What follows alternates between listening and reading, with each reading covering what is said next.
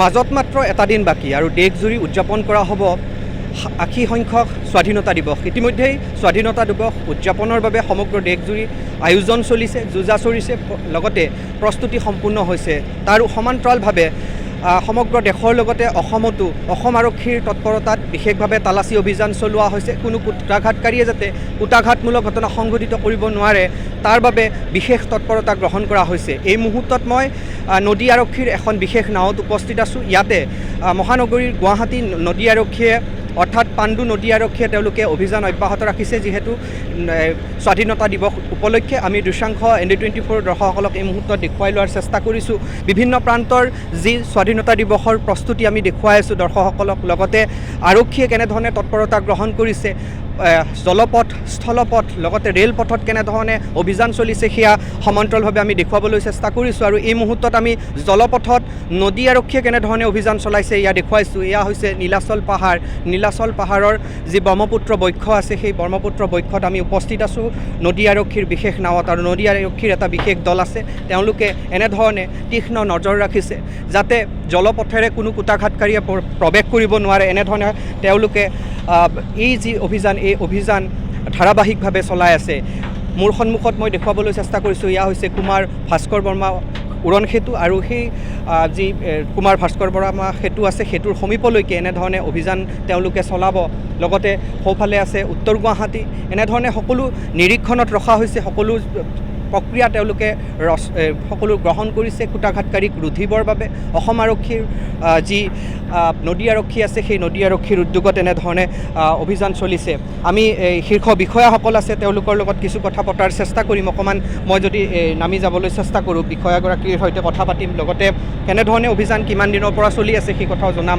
ইতিমধ্যে মই জনালোঁ যে জলপথত কেনেধৰণে অৰ্থাৎ ব্ৰহ্মপুত্ৰৰ বক্ষত কেনেধৰণে নিৰন্তৰভাৱে নদী আৰক্ষীয়ে অভিযান চলাইছে, নদী আৰক্ষীয়ে তীক্ষ্ণ নজৰ ৰাখিছে সেয়া দেখুৱাইছোঁ। মই বিষয়াগৰাকী আছে অকণমান কাষলৈ গৈছোঁ।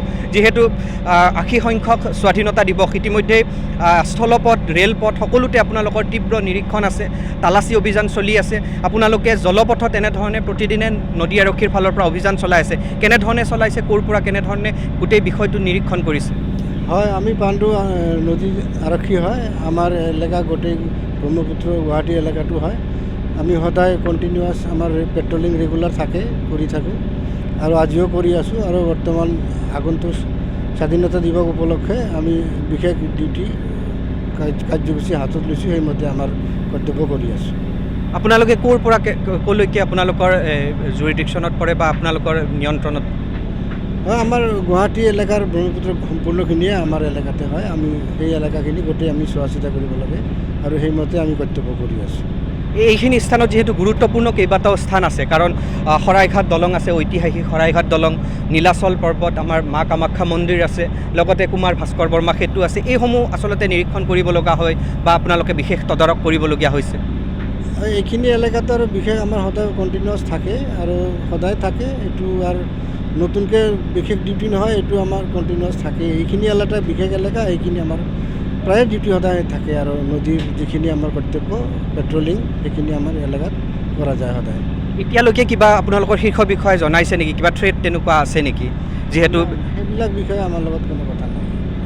এয়া আমি দেখুৱাবলৈ চেষ্টা কৰিছোঁ যে নদী আৰক্ষীয়ে কেনেধৰণে অভিযান চলাইছে, কি ধৰণে তালাচী চলাইছে এয়া আমি দেখুৱাইছোঁ। পুনৰবাৰ দেখুৱাবলৈ চেষ্টা কৰিম। এটা বিশেষ দল নদী আৰক্ষীৰ আৰু তেওঁলোকে বেটেলিয়নৰ যিসকল জোৱান আছে সেই জোৱানসকলক লগত লৈ ব্ৰহ্মপুত্ৰৰ বক্ষত অৰ্থাৎ মহাবাহুৰ বক্ষত এনেধৰণে অভিযান অব্যাহত ৰাখিছে বা তেওঁলোকে নিৰীক্ষণত ৰাখিছে। আমিও দৃশ্যাংশ দৰ্শকসকলক দেখুৱাবলৈ চেষ্টা কৰিলোঁ। বিভিন্ন প্ৰান্তৰ যি তালাচী অভিযান সেয়া দেখুৱাইছোঁ, স্থলপথত কেনেধৰণৰ তালাচী সেয়াও দেখুৱাইছোঁ। আৰু এই মুহূৰ্তত আমি জলপথত আচলতে কেনেধৰণে অভিযান চলিছে সেয়া দেখুৱাবলৈ চেষ্টা কৰিলোঁ। আৰু ইতিমধ্যেই মই জনাইছোঁ যে শৰাইঘাট দলঙৰ পৰা কুমাৰ ভাস্কৰ বৰ্মা যি সেতু আছে সেই সেতুলৈকে এই যি তেওঁলোকৰ বিশেষ নিৰীক্ষণ সেই নিৰীক্ষণ কৰা হৈছে। আৰু বৰ্তমান মহাবাহুৰ বক্ষত কেনেধৰণে আচলতে তেওঁলোকে এই অভিযান চলায় সেই অভিযানৰ দৃশ্যাংশ আমি ND24 দৰ্শকসকলক এক্সক্লুচিভলি দেখুৱাবলৈ চেষ্টা কৰিছোঁ।